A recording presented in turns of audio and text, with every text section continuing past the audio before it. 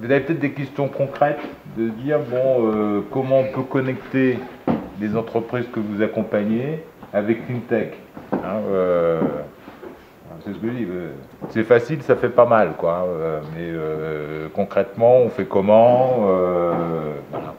Allez-y. Ou est-ce que vous pensez, ou est-ce que vous avez des entreprises que vous accompagnez que vous pensez que ça serait bien de les mettre dans CleanTech? Pourquoi? Comment? Yes. Ouais, je peux juste amener un témoignage parce que l'année dernière, j'étais invité pour Retis à participer au jury des CleanTech Open France. C'est une journée d'une intensité, d'une fébrilité qui est assez fascinante. Parce qu'il y a des projets de qualité un petit peu partout. C'est normal, c'est des projets qui ont déjà été sélectionnés, qui ont concouru, qui ont été incubés, etc. Et ce qui m'a frappé le plus, pour répondre à ta question et pour faire le lien, c'est qu'il y avait au moins les 2/3 des projets qui étaient présentés là qui étaient accompagnés par un membre du réseau. Et on ne le sait pas. On ne le sait pas ou on ne le sait pas bien. Individuellement, on connaît les projets qu'on a pu remonter ou qu'on a pu accompagner, mais globalement, en tant que réseau Retis, on n'a pas cette visibilité-là. Donc le partenariat, il est déjà actif, il est informel, mais il me semble qu'il est relativement efficace. Et que c'est dans cette ligne-là qu'on peut continuer à travailler très très concrètement. Tu vas parler dans ton sens, Christophe. C'était SP3H qui avait été, il y a 2 ans, ils avaient terminé numéro 3 au niveau mondial, un truc comme ça. Ils ont été incubés dans le C2EI de Montpellier, je crois. Moi, comme je m'occupe d'un jury, j'étais arrivé, puis c'était le premier, quoi.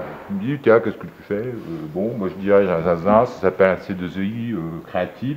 Et il dit, ah, moi j'ai été incubé par un C2EI à Montpellier, c'était génial, ça m'a beaucoup aidé. Tu vois. Bon. Et tu vois, c'était quand même des gens que, tu vois, pour rebondir hein, sur. Donc, un coup à faire. Hein. Oui, c'est ça, si on ne part pas de rien, il y a un actif, c'est ce que tu dis, et c'est pour ça que nous on est très heureux de ce process, et c'est là où il faut rentrer dans l'analytique, c'est-à-dire, ok, on rentre combien de dossiers par région? Au fait, tiens, tu savais que, ah ben non, ok, ben Johan, moi je descends en région, on reprocesse, on échange des données, parce qu'on est sur un processus d'1 an, après on essaie de faire bien la première année, la deuxième année on continue, mais je dirais les tuyaux, que ce soit avec Kikino Énergie ou Kiklimat, sont déjà là, donc c'est la joie, en plus, comme tu le dis, de participer, c'est-à-dire de ressentir la vibration qui existe dans chacun d'entre nous quand on est passionné d'un sujet ou quand on se met avec des entrepreneurs, de dire mais attends, il faut qu'on aille chercher les mecs il y a 3 ans là, qui ont fracassé, Frédéric Marzella de Blablacar, c'est juste un bonheur ambulant ce mec-là. Il a à la fois une vision, c'est le patron de Blablacar, il a à la fois une vision, mais la communauté qu'il crée dans sa boîte, l'état d'esprit qu'il crée, voilà. Et il y a des femmes d'exception aussi qui pilotent ce genre de choses, de développement, donc c'est ça qui est génial, c'est de vivre le concret, l'expérience au-delà du process. Donc, jusqu'à présent, l'accession, en gros, c'est une entreprise de candidats pas directement à CleanTech Open France. On était dans un principe de méta-concours. Oui. Nous, en fait, on veut redonner la fierté de l'incubation à ceux qui l'ont incubé. Et c'est quand même important, c'est-à-dire, tu n'es pas arrivé par hasard. Est-ce que tu peux me raconter ta vie, ton œuvre? Qui t'a aidé? Pourquoi? C'est juste avoir un, c'est ce que je vous ai dit quand on prend la parole, à qui on remercie, quoi. On peut remercier ses parents, son école, sa région, je sais pas, son culte personnel, etc. Mais en tout cas, avoir la conscience de ce qui a été fait pour nous est un élément fondamental. Mais c'est tout con quand on réfléchit à la génétique et à la biodiversité, c'est bien l'associativité de cellules qui s'associent. Donc avoir la reconnaissance du ventre, comme on dit, elle est importante, quoi. Et ensuite, ça permet de comprendre mieux pour dire, ok, alors on t'a apporté ça, tu as tes briques que tu maîtrises, ça tu le maîtrises moins, hop, on va t'apporter ça. Donc c'est pas simplement du faux semblant ou de la poésie, hein, c'est le respect de l'actif, donc de ne pas gâcher. Rien que de se dire ça tout simplement, ça nous impose de réfléchir sur une manière de se comporter différemment.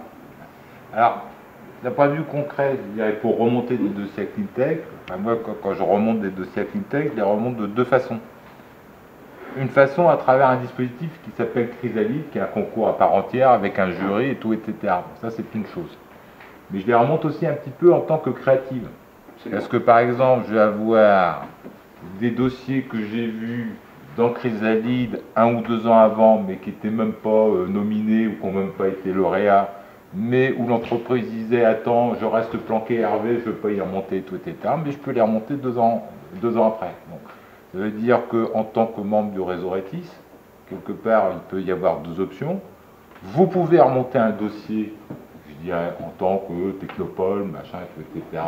Mais ça suppose quand même qu'ils soient un peu très qualifiés, je dirais, dans le sens que c'est bien ce principe-là, hein, parce que c'est du beau process à vous derrière, ou à travers un dispositif, c'est pour ça qu'on avait parlé des éco-masterclass, ça veut dire que si on remonte des dossiers d'entreprise, qu'on les passe devant le talent de pool, hein, avec Raluca, Jean-Christophe, Mapom, enfin quelques-uns, on les chauffe un peu, c'est une bonne façon de les préparer pour les amener vers, en fait.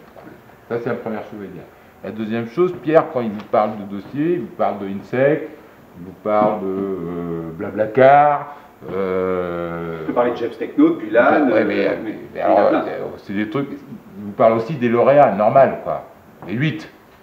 Mais l'année dernière, il y en a eu combien? 60, 65? Ouais, 65. Il y en a eu plus de 50 l'année dernière. Il n'y a pas eu 65 Blablacar, c'est ça que je veux dire. Bien sûr. On peut avoir des plus petits dossiers avec du potentiel qu'eux, et il faut considérer ça comme une occasion, je dirais, de les faire grandir. Moi, je ne me rappelle plus celui qui occupait son nom, la cellule innovation d'EDF. Moi, ceux que je monte, mes poulains, je leur dis, c'est pas compliqué, vous venez par la journée, vous êtes là obligatoirement là le midi. Et donc, le patron de la cellule Open Innovation d'EDF, il dit, ah Hervé, t'es là, avec tes poulains. Je dis, bah ouais, je vais te les présenter. Et hop, un par un, et on y va, et on commence. Et même si, moi je leur dis, pour bon nombre, on ne joue pas pour gagner avec une tech. Hein, on joue pour participer, pour rencontrer des choses. Quoi. Donc ça s'organise comme ça. Donc, je reviens sur un truc que tu évoquais là, c'est notamment dès que vous avez quand vous avez une PME, elle vit déjà dans un EIC, dans un écosystème d'innovation et de croissance. À partir du moment où vous allez la driver en lui disant, mais on peut bien préciser ton écosystème, quels sont les gens qui te soutiennent, quels sont les gens qui font partie de ton environnement. Et vraiment l'idée qu'il faut avoir, et là je vous incite, parce que ça c'est vraiment les freemiums qu'on met en ligne là-dessus, la pensée pour comprendre un écosystème, c'est déjà plus travailler dans les logiciels linéaires, c'est-à-dire plus simplement travailler en PowerPoint ou en Excel ou en Word. C'est vraiment travailler avec la logique anglo-saxonne des éléments de mind mapping. Hein, c'est-à-dire que j'ai une entreprise, là, eh bien si je me libère, elle a forcément un écosystème. Donc en fait elle a des branches qui lui permettent d'avoir des ramifications. Et elle a des architectures avec, là on va dire, là c'est son réseau de la comptabilité, je commence volontairement par ça, ou ça c'est son réseau territorial, ou ça c'est son réseau familial, etc. Nous on a processé l'architecture de ces écosystèmes, et c'est là où on a mis en service des produits et des services qui permettent de dire, ok, comment j'aborde ça? Alors bien évidemment, le dessin que je vous fais, il est à plat. Il est à plat parce qu'on est en 2 dimensions, mais la réalité d'une boîte, c'est que on est dans un Rubik's Cube.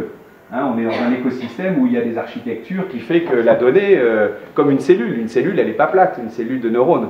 Donc les imageries avec la génétique, la biologie sont super faciles.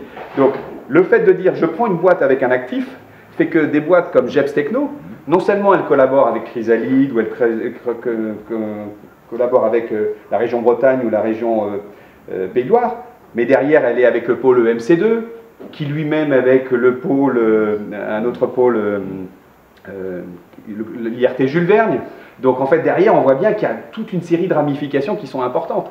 Et notre pays est plein de richesses et de talents. Donc d'aborder ça dans une logique multiple nous permet de ne pas gâcher et d'être du coup beaucoup plus pointu pour voir les aides qu'on apporte et pas recommencer de zéro avec le BABA, etc. Hein, donc je vous dis ça parce que du coup, ce que tu viens de dire sur oui, c'est un réseau de réseaux. Donc on accepte de prendre la richesse des années de travail qui ont été faites par d'autres et on la trace. Et oui, on peut être petit, moyen ou gros, mais en tout cas on ne gâche pas. Et ensuite, le fait d'être pas gâché vous permet de monter à l'échelle nationale ou à l'échelle internationale avec la même mécanique et la même pensée pour pas gâcher. On a encore des mois, des années de travail tous ensemble pour faire que c'est un système mouvant. Mais au moins si on dit, et je prends souvent cette image de Giroud, pas gâcher, ben on ne va pas gâcher, quoi. Et pas gâcher, c'est déjà reconnaître que les gens, il y a plein d'autres gens qui sont passés avant nous et qui ont fait du bon boulot. Et c'est vrai, bien évidemment, au niveau européen, au niveau local, et puis ça nous permet de se redécouvrir les uns les autres.